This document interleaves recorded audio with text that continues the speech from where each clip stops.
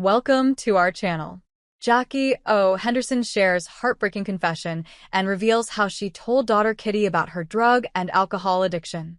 Jackie O. Henderson has revealed that she felt shame and dislike for herself before she publicly revealed her struggles with drugs and alcohol. The radio host, 49, detailed her battle with addiction and secret rehab stint in her biography, The Whole Truth. "I was numbing so much of myself. I was just coasting in life, and there was never any questions of who am I or what do I stand for.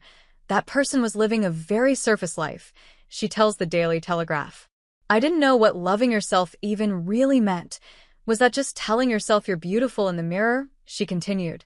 Jackie went on to explain the process of telling her daughter, Kitty, 14, about her addiction battle.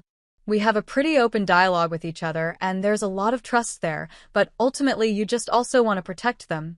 But I don't want to wrap cotton wool around her either," she said.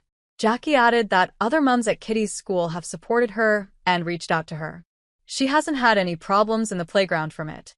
And I just think that part was really lovely, it really was," Jackie said.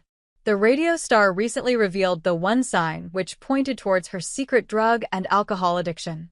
Jackie told how she spiraled into a deep addiction following the 2018 breakdown of her marriage to UK photographer Lee Henderson and again during the COVID-19 lockdown.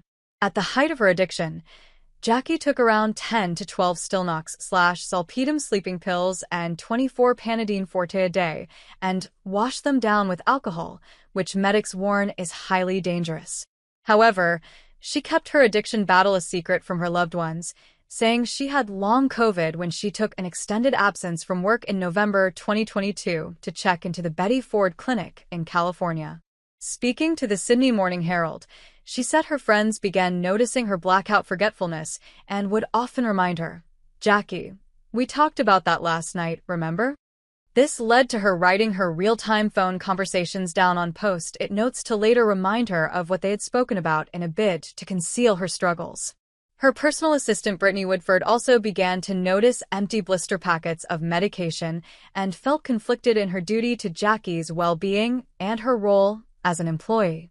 "It was so hard to sit in that, to see someone you love suffering," Brittany, 35, explained. "There's a line though. She's like my sister, but also my boss." She said she ultimately decided to start leaving gentle letters around for Jackie to find, urging her to seek out help, but her efforts were to no avail at the time. Meanwhile, her best friend Gemma O'Neill, who was the one to eventually persuade Jackie to go to rehab, said her pal started completely isolating herself. "I thought for a while there that she developed agoraphobia," she told the Sydney Morning Herald. "Honestly, that's what I was leaning into, because the reality was so far from what I would ever have guessed."